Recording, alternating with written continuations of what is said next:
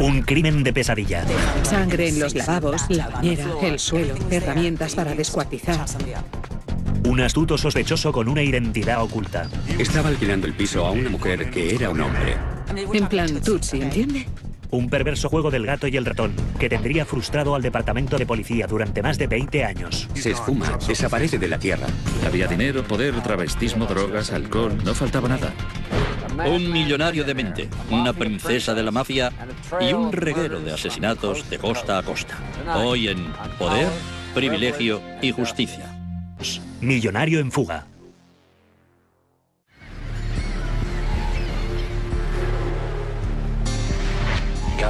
Galveston no es el fin del mundo, pero casi puedes verlo. Septiembre de 2001. Un niño y su padre están pescando en Galveston, Texas. El niño mira el agua, ve bolsas flotando, ve un torso y empieza a gritar. Ve que hay un cadáver en el agua. Avisan a la policía para que acuda al lugar. Le faltaba la cabeza. Había 3 bolsas de plástico. Una contenía 2 brazos, otra contenía una pierna y otra contenía la otra pierna.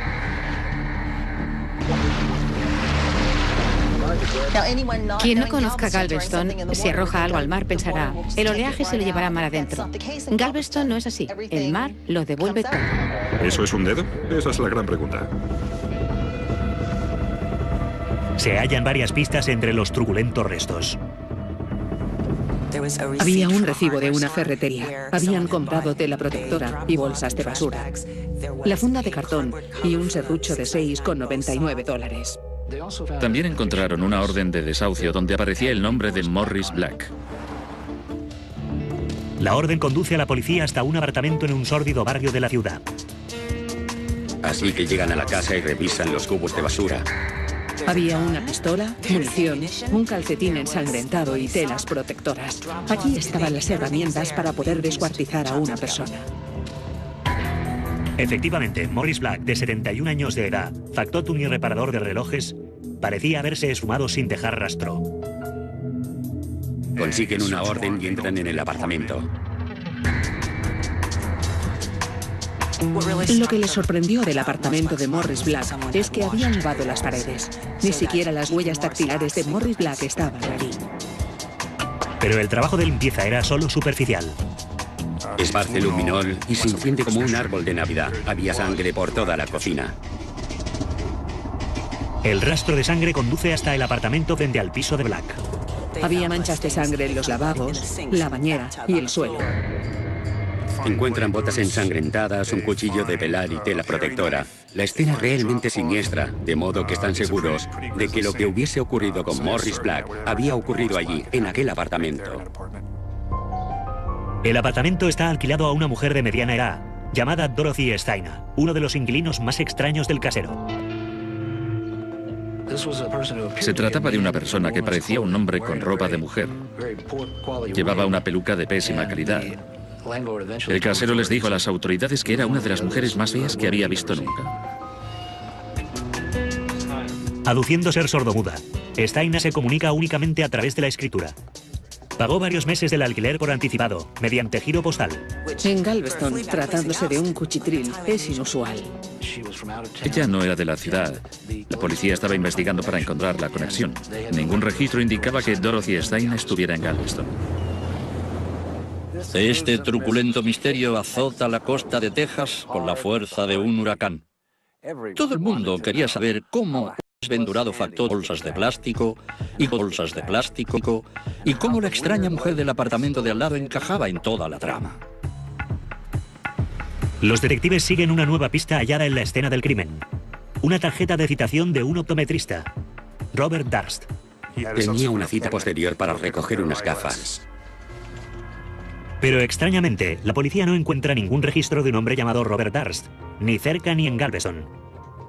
Lanzan una orden de búsqueda a escala nacional contra Darst y Dorothy Steiner. Encontraron a una mujer llamada Dorothy Steiner, que se quedó absolutamente atónita. Dorothy jamás había estado en Texas, no sabía dónde estaba Galveston y jamás había alquilado un apartamento allí. Pero existe una conexión entre Steiner y Darst que se remonta décadas atrás. Descubren que Dorothy Steiner Fue al colegio con Robert Darst y Darst había utilizado posteriormente su nombre para alquilar el apartamento. Entonces concluyeron que Darst, por alguna razón, iba por ahí vestido de mujer y ocultando su identidad, y que Darst y la tal Dorothy Steiner eran la misma persona. 9 días después de que el cuerpo fuese recuperado, Darst aparece en la consulta del oculista para recoger sus gafas. La policía está esperando. Abordan y detienen a Darst, al que acusan del asesinato de Morris Black. Lo llevan a la prisión del condado de Galveston y fijan una fianza de $300.000, que en la época se trataba de una fianza muy alta en el condado, incluso por un delito de asesinato. Sin duda, suficientemente alta para alguien como Darst, un simple transeúnte. Piensan que se trata de un viajero, uno de tantos que residen temporalmente en Galveston. En ese momento, se trata de un vagabundo que podría haber descuartizado a su vecino. Pero las cosas no son lo que parecen. El señor Darst se las arregló para que se depositase la fianza de inmediato y quedara en libertad antes de que nadie se diese cuenta de que disponía de dinero suficiente para salir. Entonces, volvía a esfumarse. No descubren quién es realmente hasta el día siguiente. No saben que es el hijo de un multimillonario de Nueva York. Nacido en 1943, Robert Darst creció en Scarsdale, un exclusivo barrio cerca de Nueva York. Heredero de una de las empresas inmobiliarias más importantes de Manhattan. En aquel entonces, eran propietarios de al menos 10 rascacielos en Manhattan. Poseían abundantes propiedades, una de las familias más poderosas e influyentes de Nueva York. ¿Quién iba a imaginar que el heredero de aquel imperio inmobiliario de miles de millones de dólares en la ciudad de Nueva York estaría viviendo en un cuchitril de $300 al mes en Galveston, Texas, vistiéndose de mujer? Poseer una gran fortuna no garantiza una buena salud mental. De hecho, tener demasiado dinero al alcance de la mano puede producir efectos muy extraños. Y aquel caso no parecía una excepción.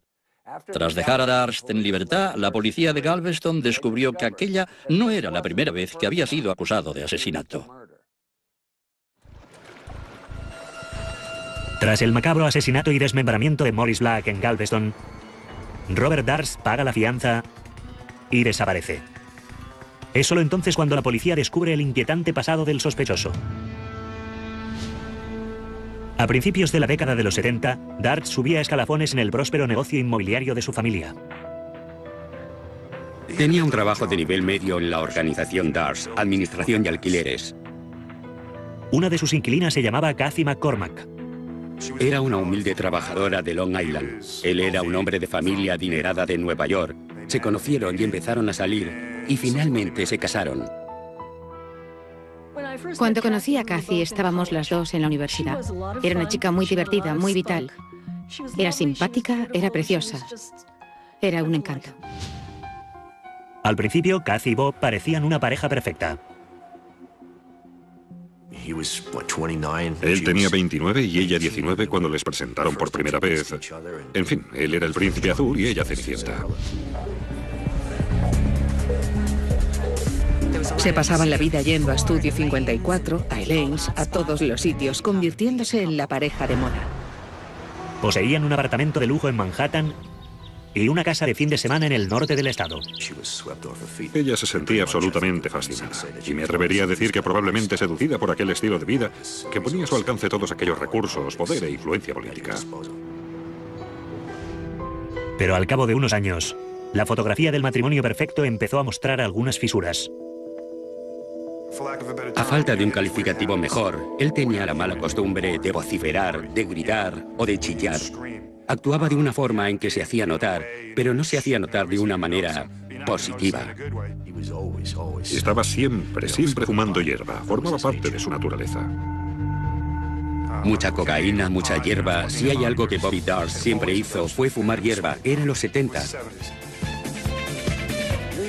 Nueva York está habituada a los millonarios excéntricos y, como hemos visto, los millonarios excéntricos pueden mostrar cierta tendencia a exhibir malos comportamientos. En breve, Bob Darst se encontraría metido hasta el cuello en asuntos muy oscuros y peligrosos.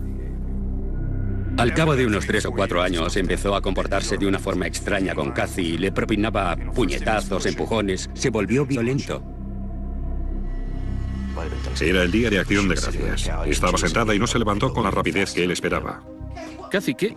Volvió a la habitación, se acercó, la agarró por el cabello y la levantó del sofá de un tirón. Me llamaba tarde, por la noche. Se quejaba de la violencia de Bob. Me decía que tenía miedo de él. Ya le había mandado al hospital, pero aunque ella le tenía miedo, al mismo tiempo pensaba que podía lidiar con él. Pensaba, bueno, me las arreglaré. Kathy empezó a hacer su propia vida. No se conformaba con ser la mujer de aquel hombre rico. Quería hacer cosas por su cuenta. Kathy se matriculó en la facultad para convertirse en pediatra. Bob no le prestó ningún apoyo. Cuanto más independiente se volvía Kathy, estaba a nada de graduarse en medicina, menos lo soportaba Bobby. A Bobby le gustaba controlar y estaba perdiendo aquel control. Pero llegó un momento en que Kathy pasó de sentirse insatisfecha a sentirse realmente asustada. Hay algo que nunca podré borrar de mi mente. Ellen, si alguna vez me ocurre algo, pon tus ojos en Bob. Bob lo hizo. No permitas que quede impune. Yo pienso exactamente lo mismo. En enero de 1982, Kathy asistió a una fiesta sola. Según contaban entonces, Bobby la había llamado una y otra vez pidiéndole que regresase a casa. Sobre las 7, ella dice adiós a su amiga, desaparece en plena noche de nieve y nunca más se la vuelve a ver. No fue hasta 5 días después, cuando Bob Darst denunció la desaparición de su esposa. Fuimos a hospitales, comprobamos avisos de desaparecidos, de cadáveres sin identificar. Nada, cero, había desaparecido de la tierra. Posteriormente descubren que él estaba tirando sus efectos personales, estaba tirando sus libros de medicina a la basura. Aquel comportamiento no correspondía al de un hombre cuya mujer había desaparecido y él amaba. Él estaba haciendo todo lo posible por desterrarla, borrarla de su vida. La policía se entera enseguida de su comportamiento y es entonces cuando rápidamente se convierte en su primer sospechoso. Pero sin el cadáver, la policía tenía las manos atadas. Él asesinó. La hizo desaparecer. Y nunca encontramos su cuerpo. Eso no significa que no lo hiciera él. Bobby habla con la policía, pero luego en manos de sus abogados no habla más. Desde ese momento, Darst solo se comunicó a través de una vieja amiga llamada Susan Berman. Se habían conocido años antes en la universidad, se habían hecho amigos y establecieron un vínculo que mantuvieron durante décadas. Ella intimó enormemente con Bobby. Le adoraba. Le consideraba su hermano. Susan siempre representó un gran apoyo para Bobby. Y aquello en realidad no cambió con la desaparición de Kathy. Susan era periodista. Era conocida principalmente por ser la hija del gángster de Las Vegas, Debbie Berman. Debbie Berman era la mano derecha de Bugsy Siegel. Había pasado mucho tiempo en la cárcel con él, así que como recompensa, Bugsy Siegel le regaló a Debbie Berman el Hotel Flamingo. Ella era la Eloís del Flamingo. Cuando entraba todo el mundo la conocía. Las bailarinas y los traficantes la conocían. Todo el mundo la saludaba y la trataban como a una pequeña princesa. Berman escribió varios libros sobre la vida en la mafia. Ella nunca reprimió sus raíces. Estaba orgullosa de ellas. Susan tenía un sentido especial y mafioso de la lealtad. Habría hecho cualquier cosa por la gente a la que era leal. E incluso podría haber ayudado a Bob a quedar impune de un asesinato. Una de las cosas extrañas que ocurrieron tras la desaparición de Kathy fue una llamada que alguien hizo al decano de la Facultad de Medicina. Una mujer que afirmaba ser Kathy Darst y que dijo: no me siento bien, no voy a la facultad. Una mujer adulta que está estudiando en la Facultad de Medicina no llama al decano y le dice: me duele el estómago. La persona que hizo aquella llamada yo creo que era Susan Berman. Susan actuó, se hizo pasar por Kathy, realizó la llamada cubriendo a Bob. Aquella no fue la única llamada telefónica que la policía investigaría. Bobby dijo que cuando Kathy había desaparecido, él estaba en Connecticut, cuando los registros revelaban que una llamada a cobro revertido se había hecho desde Ship Bottom, Nueva Jersey. Ship Bottom era un lugar conocido para los investigadores. Estaba prácticamente al lado de un popular cementerio de la mafia conocido como Pine Barns. La llamada a cobro revertido iba dirigida a Susan Berman. La policía creía que Bobby había asesinado a su esposa. Pensaba que la había llevado a algún lugar próximo a Shipbottom, bien al océano o a Pine Barrens. Pero al no haber evidencias directas, al ser todo circunstancial, el caso se desvanece, igual que Vi. Durante los 10 años siguientes, Darst estuvo en el radar de la policía. ¿Quién sabe qué Bobby Darst está haciendo? Bobby desaparece. Está presente, pero no está presente. No solo tenía un fabuloso apartamento en la ciudad de Nueva York, poseía una casa en Connecticut y otro piso en California. Entonces, a principios de los años 90, tras la muerte de su padre, Darst reapareció e intentó tomar las riendas del imperio familiar. Se le dice que él no va a dirigir la organización Darst, que quien lo hará será su hermano. Estaba claro, su familia tenía miedo de él. No querían tener absolutamente nada que ver con él, ni estar cerca de él. Estaba bastante claro que Vi era el Fredo Corleone de la familia. Aquello no le gustó nada. Pobre Bobby. Tenía que arreglárselas con los 3 millones de dólares anuales de pensión que la familia le asignó para que desapareciese. Por desgracia, una vida de lujo no era suficiente para mantenerle alejado de problemas. 17 años después del supuesto asesinato de Kathy Darst, el caso ha caído en el olvido.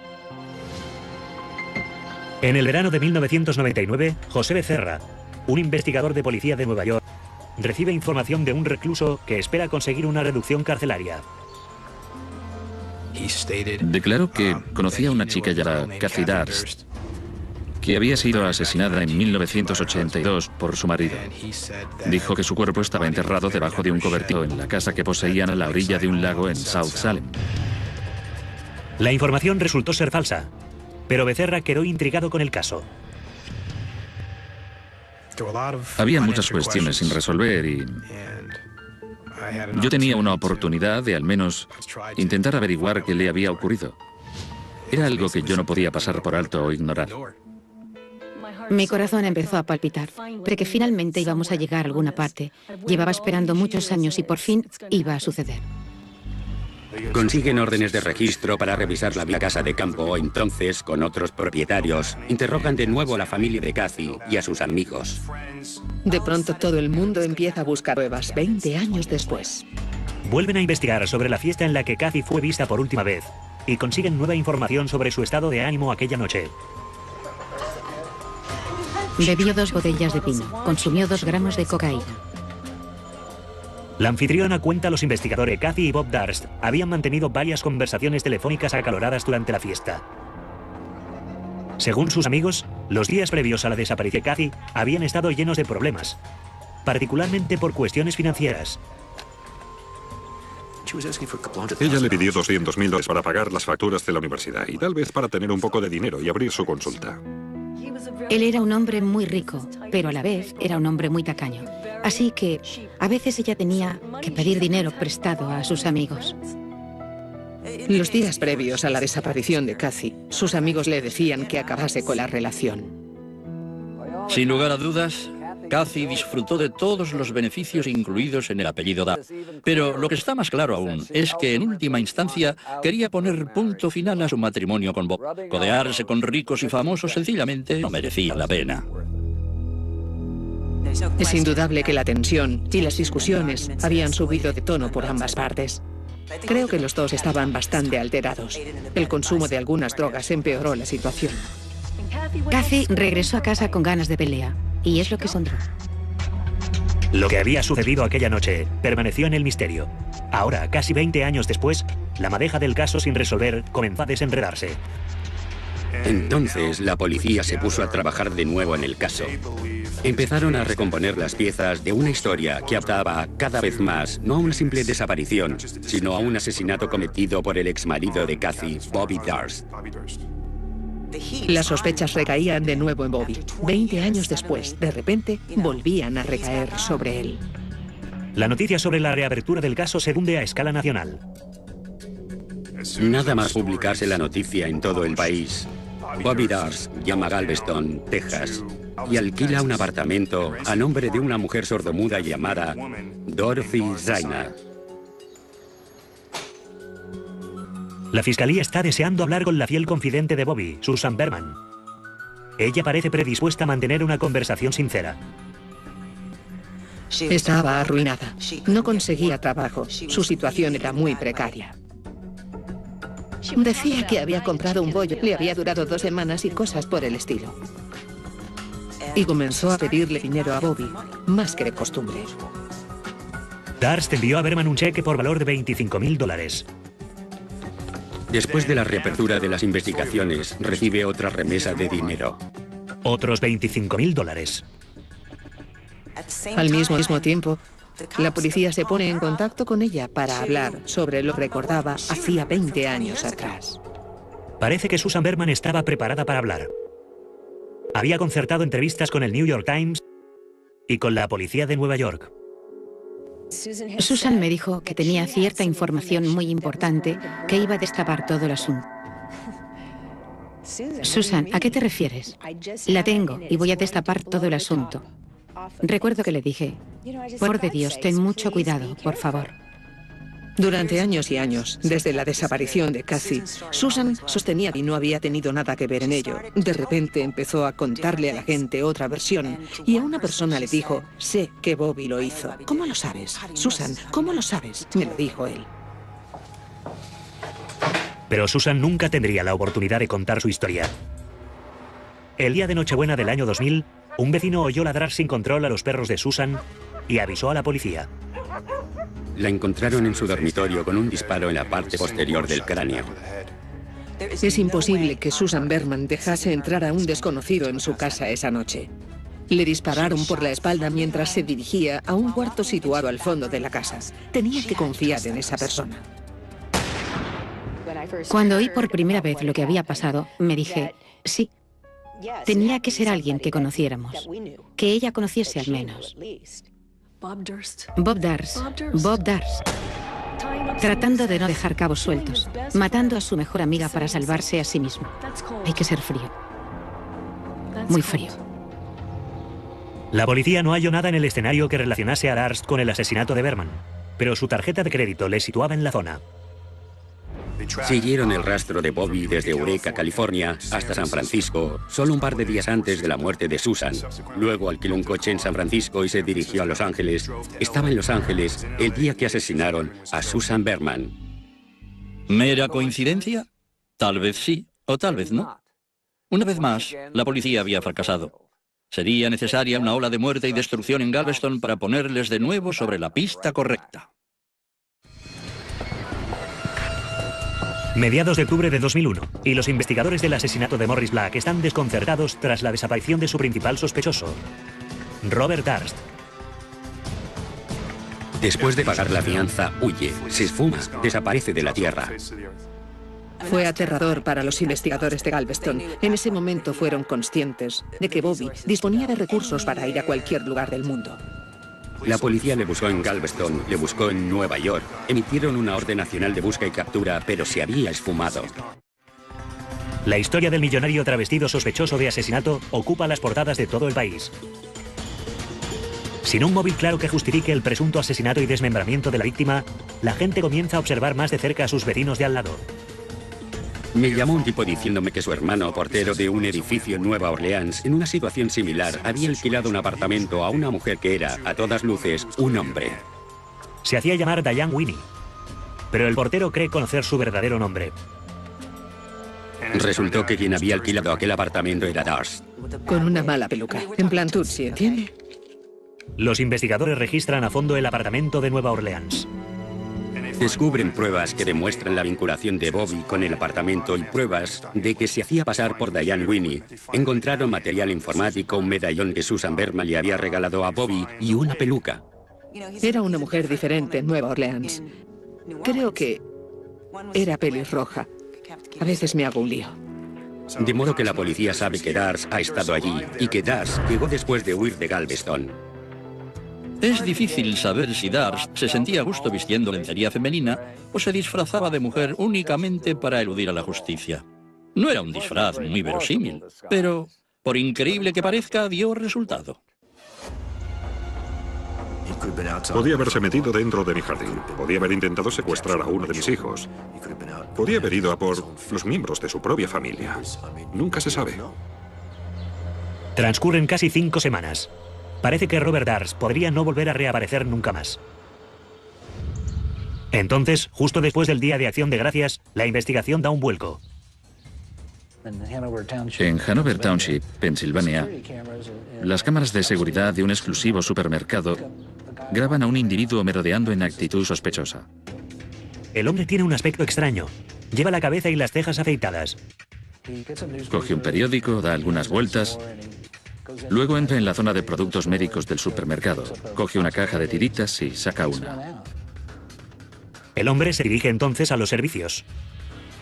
Sale con la tirita puesta en la cara. Seguidamente se dirige a la zona de productos preparados de la tienda, coge un sándwich de ensalada de pollo y se dirige hacia la puerta de salida del supermercado. El autor del hurto es detenido por un vigilante de seguridad. Llaman a la policía. Le piden la documentación. Usaba la identidad de Morris Black con su carnet de conducir. El número de seguridad social que proporciona la policía es el suyo. Los agentes verifican los datos y aparece la orden de búsqueda y captura de Galveston, Texas. Se dan cuenta de que han capturado a Robert Darst.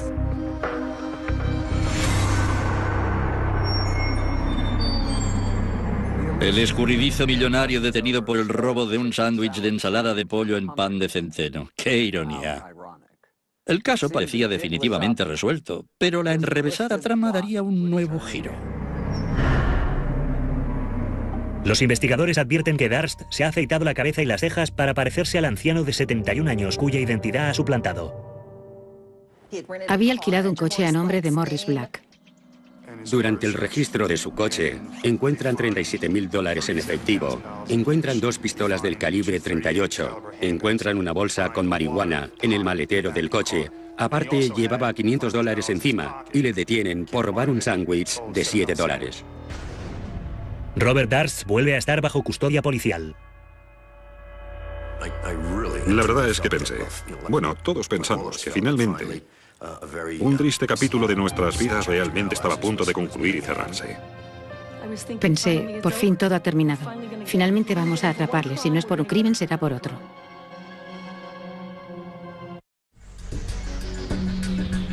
Cuatro meses después de que el cuerpo desmembrado de Morris Black apareciese flotando en la bahía de Galveston, la fiscalía comienza a preparar el caso contra Robert Darst.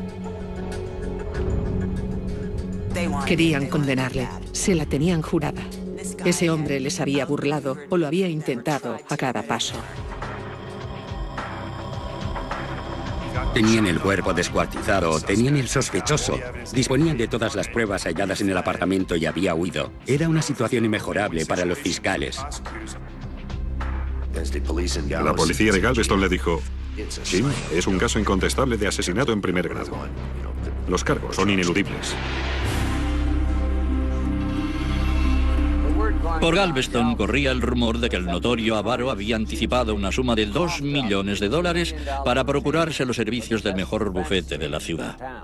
Sus abogados hicieron ver a los fiscales que tendrían que sacar un conejo de la chistera si querían ganar el caso.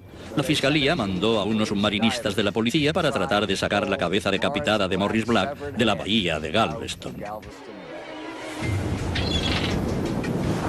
Encontrar la cabeza de la víctima era esencial para averiguar los motivos y las causas de la muerte. La familia contrata a Bobby Baca, la investigadora que colaborará en la misión.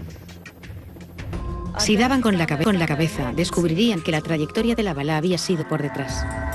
El mismo método utilizado con Susan Berman, un tiro en la parte posterior del cráneo. Mientras los equipos de buceo rastrean la bahía, crecen las especulaciones sobre el crimen. Darst solo era sospechoso de los asesinatos de conocidos. ¿Cuál era entonces la conexión con Black? Una de las cuestiones que no consigo quitarme de la cabeza es, ¿le conocía de antes? ¿Cómo acabó siendo vecino de ese tipo? Esos dos hombres no acabaron en Galveston, Texas, viviendo por casualidad. Las cosas no suceden así. Es evidente para mí que se conocían. Algunos investigadores sospechan que Susan Berman era el vínculo que les unía. ¿Era Morris Black miembro de la mafia? ¿Un asesino a sueldo? ¿Pertenecía a la mafia judía? Baca plantea como hipótesis que Black ayudó a Darst a matar y a deshacerse de su esposa. Creo que la desaparición de Cathy, sin dejar rastro, Es muy similar a la forma en que los mafiosos se deshacen de los cadáveres. Es algo que sucede constantemente en su mundo. La búsqueda exhaustiva de la cabeza de Morris Black resulta infructuosa. Entonces el superequipo de abogados defensores suelta el bombazo. Durst admitirá haber matado a Morris Black en legítima defensa. Sí, lo descuartizó. Lo mató, tiró su cuerpo a la bahía, lo hizo en defensa propia. El pobre se había sentido acosado por personas que sospechaban que había cometido otros crímenes y no podía actuar racionalmente. ¿Legítima defensa? ¿Después de cortar en pedazos a un anciano en el suelo de tu cocina? Aquello era el colmo de la imprudencia. A finales de septiembre de 2003, se inicia el juicio. Era un caso con muchos ingredientes. Había dinero, poder, travestismo, drogas, alcohol. No faltaba nada. La fiscalía abre el juicio con un golpe de efecto. Tenían las pruebas de sangre. Tenían el suelo lleno de sangre, los recibos en la bolsa y las direcciones. Tenían los miembros del cuerpo. ¿Fue un crimen planeado y calculado? Paso a paso, los fiscales relatan las terribles circunstancias del asesinato y desmembramiento de Black. La fiscalía presentó seguramente el escenario y las pruebas más horripilantes que nunca nadie haya presentado a un jurado en este país. Sostienen que una brutal paliza precipitó el asesinato de Morris Black. Hablamos de antes de que fuera desmembrado. Sufrió un ataque al corazón, hematomas, los pulmones encharcados y múltiples cortes. No se puede ignorar lo que el iceberg le hizo al Titanic, ignorar lo que este hombre le hizo a Morris Black. La descripción pormenorizada de los hechos fue terrible, y en especial lo que se refiere al interminable proceso de descuartizamiento del cuerpo. Las cosas que hizo este asesino nunca podrán tener sentido. Al concluir el fiscal su exposición, el caso contra Durst parece decidido. Que intentase encubrir el crimen y quebrantase la libertad bajo fianza. Era inculpatorio, no huyes cuando eres inocente. La Fiscalía del Estado presentó un caso muy sólido, pero Bobby Durst no se daba por vencido y la defensa estaba a punto de escenificar un espectáculo que lo cambiaría todo. La fiscalía ha elaborado un caso muy sólido en el juicio contra Durst. Es el turno de la defensa, y los abogados esgrimen sus mejores armas. No juzgamos lo que Bob Durst pudo hacer después de la muerte de Morris Black. Una parte de su táctica consiste en culpar a la víctima y convertir a Durst, un supuesto asesino psicópata, en un tipo agradable. Su abogado se refería siempre a él como mi amigo Bob o el bueno de Bobby. Nunca lo llamaba señor Durst. Era su amigo Bob. Era merecedor de nuestro afecto. He visto representar este tipo de comedias infinidad de veces en un tribunal. Todo se reduce a la misma estrategia abyecta: convertir al acusado en víctima y a la víctima en un verdadero monstruo. La defensa arguye que Morris Black era una persona inestable y de mal carácter, y que Durst sufre el síndrome de Asperger, una forma leve de autismo que es el causante de su extraño comportamiento. Le hicieron subir al estrado en una maniobra genial por parte de la defensa. Él sabía que tenía que explicar por qué había descuartizado el cuerpo de un ser humano y dar a entender que no había asesinado a esa persona. Lo cierto es que bordó su papel. Durst relata al jurado que el día de autos encontró a Black en su apartamento con una pistola. Black sabía que Durst guardaba armas en su apartamento.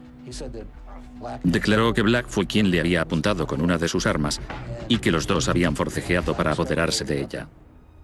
Durst sostiene que el arma se disparó accidentalmente sobre la cara de Black, mientras él trataba durante el forcejeo de defenderse. Durst declaró que sintió pánico, que tenía miedo de que la policía llegara y encontrara el cuerpo en su apartamento. Se basaba en la legítima defensa. Todos sospechaban de él por los otros asesinatos. Temía que le acusaran de haber matado a Durst intencionadamente. Tengo que hacer algo, encubrirlo todo. Después de asegurar que tenía la mente nublada por las drogas y el alcohol, Durst relata con todo detalle la última frase de su atroz crimen. Recordaba solamente que nadaba en un charco de sangre. No recordaba nada más, aparte de que había desmembrado un cuerpo y que se encontraba con un cadáver en las manos. Brillante. Si alguna vez mató a alguien, querría que me representara él. El jurado se retira a deliberar durante 26 interminables horas. Cuanto más tiempo se alargaban las deliberaciones, uno se preguntaba, ¿de qué están hablando? ¿Qué se están cuestionando? Portavoz del jurado, ¿tienen el veredicto? Sí, señoría. Déselo a Lugier. Finalmente, el jurado toma una decisión. Póngase en pie el acusado. El jurado considera al acusado, Robert Darst, no culpable. Cuando leyeron el veredicto, Bobby Darst estaba más sorprendido que yo. Agradecemos al jurado su tiempo. ¿Y qué? ¿Qué puedo decir? Pensé. Ha vuelto a salirse con la suya. Estuve a punto de desplomarme. Parece algo sobrenatural. No sé cómo pudo librarse. Casi no podía reaccionar en mi incredulidad. Los agentes del Departamento de Policía de Texas nos habían convencido y reasegurado de que se trataba de un caso incuestionable. No fue acusado de descuartizar un cuerpo y no fue acusado de ningún otro delito. El jurado tuvo que decidir entre considerar a Darst culpable de asesinato en primer grado o inocente de todo. Esencialmente, al jurado se le inculcó la idea de que había dos tipos desequilibrados en una habitación con una pistola y que podía haber sucedido cualquier cosa, incluyendo la legítima defensa. Y de ahí ya no pudieron salir. Robert Darst cumplió menos de 3 años por tenencia de armas, quebrantamiento de libertad bajo fianza y en la actualidad es un hombre libre. En el año 2006, Bob Darst rompió legalmente los lazos con su familia y a cambio recibió una suma de 65 millones de dólares. Dinero más que suficiente para adquirir muchos vestidos. Ya saben, si una extraña mujer se muda de repente a su vecindario, será mejor que anden con cuidado. Dominic Dune para la televisión judicial. Fuese recuperado, Darst aparece en la consulta del oculista para recoger sus gafas. La policía está esperando. Abordan y detienen a Darst, al que acusan del asesinato de Morris Black. Lo llevan a la prisión del condado de Galveston y fijan una fianza de $300.000, que en la época se trataba de una fianza muy alta en el condado, incluso por un delito de asesinato. Sin duda, suficientemente alta para alguien como Darst, un simple transeúnte. Piensan que se trata de un viajero, uno de tantos que residen temporalmente en Galveston. En ese momento, se trata de un vagabundo que podría haber descuartizado a su vecino. Pero las cosas no son lo que parecen. El señor Darst se las arregló para que se depositase la fianza de inmediato y quedara en libertad antes de que nadie se diese cuenta de que disponía de dinero suficiente para salir. Entonces, volvía a esfumarse. No descubren quién es realmente hasta el día siguiente. No saben que es el hijo de un multimillonario de Nueva York. Nacido en 1943, Robert Darst creció en Scarsdale, un exclusivo barrio cerca de Nueva York. Heredero de una de las empresas inmobiliarias más importantes de Manhattan.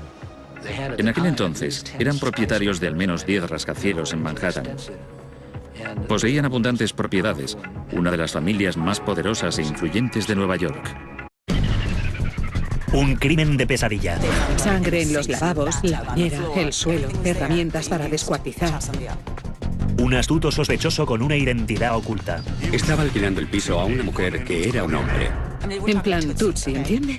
Un perverso juego del gato y el ratón, que tendría frustrado al departamento de policía durante más de 20 años. Se esfuma, desaparece de la tierra. Había dinero, poder, travestismo, drogas, alcohol, no faltaba nada. Un millonario de mente, una princesa de la mafia y un reguero de asesinatos de costa a costa. Hoy en Poder, Privilegio y Justicia. Millonario en fuga.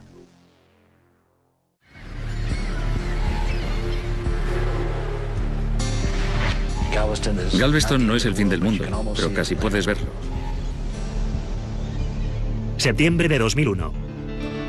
Un niño y su padre están pescando en Galveston, Texas. El niño mira al agua, ve bolsas flotando, ve un torso y empieza a gritar. Ve que hay un cadáver en el agua. Avisan a la policía para que acuda al lugar. Le faltaba la cabeza. Había 3 bolsas de plástico. Una contenía 2 brazos, otra contenía una pierna y otra contenía la otra pierna. Pero el trabajo de limpieza era solo superficial. Esparce luminol y se enciende como un árbol de Navidad. Había sangre por toda la cocina. El rastro de sangre conduce hasta el apartamento frente al piso de Black. Había manchas de sangre en los lavabos, la bañera y el suelo. Encuentran botas ensangrentadas, un cuchillo de velar y tela protectora. La escena es realmente siniestra, de modo que están seguros de que lo que hubiese ocurrido con Morris Black había ocurrido allí, en aquel apartamento. El apartamento está alquilado a una mujer de mediana edad, llamada Dorothy Steiner, uno de los inquilinos más extraños del casero. Se trataba de una persona que parecía un hombre con ropa de mujer. Llevaba una peluca de pésima calidad. El casero les dijo a las autoridades que era una de las mujeres más feas que había visto nunca. Aduciendo ser sordomuda, Steiner se comunica únicamente a través de la escritura. Pagó varios meses del alquiler por anticipado, mediante giro postal. En Galveston, tratándose de un cuchitril, es inusual. Ella no era de la ciudad. La policía estaba investigando para encontrar la conexión. Ningún registro indicaba que Dorothy Steiner estuviera en Galveston. Este truculento misterio azota la costa de Texas con la fuerza de un huracán. Todo el mundo quería saber cómo un desventurado factor bolsas de plástico y bolsas de plástico y cómo la extraña mujer del apartamento de al lado encajaba en toda la trama. Los detectives siguen una nueva pista hallada en la escena del crimen. Una tarjeta de citación de un optometrista, Robert Darst. Tenía una cita posterior para recoger unas gafas. Pero extrañamente, la policía no encuentra ningún registro de un hombre llamado Robert Darst, ni cerca ni en Galveston. Lanzan una orden de búsqueda a escala nacional contra Darst y Dorothy Steiner. Encontraron a una mujer llamada Dorothy Steiner, que se quedó absolutamente atónita. Dorothy jamás había estado en Texas, no sabía dónde estaba Galveston y jamás había alquilado un apartamento allí. Pero existe una conexión entre Steiner y Darst, que se remonta décadas atrás. Descubren que Dorothy Steiner fue al colegio con Robert Darst y Darst había utilizado posteriormente su nombre para alquilar el apartamento. Entonces concluyeron que Darst, por alguna razón, iba por ahí vestido de mujer y ocultando su identidad, y que Darst y la tal Dorothy Steiner eran la misma persona. 9 días después de que el cuerpo... Quien no conozca Galveston, si arroja algo al mar, pensará, el oleaje se lo llevará mar adentro. Galveston no es así. El mar lo devuelve todo. ¿Eso es un dedo? Esa es la gran pregunta. Se hallan varias pistas entre los truculentos restos. Había un recibo de una ferretería. Habían comprado tela protectora y bolsas de basura. La funda de cartón y un serrucho de $6,99. También encontraron una orden de desahucio donde aparecía el nombre de Morris Black. La orden conduce a la policía hasta un apartamento en un sórdido barrio de la ciudad. Así que llegan a la casa y revisan los cubos de basura.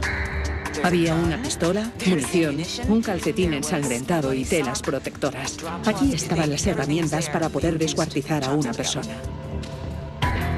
Efectivamente, Morris Black, de 71 años de edad, factotum y reparador de relojes, parecía haberse esfumado sin dejar rastro. Consiguen una orden y entran en el apartamento. Lo que les sorprendió del apartamento de Morris Black es que habían lavado las paredes. Ni siquiera las huellas dactilares de Morris Black estaban allí.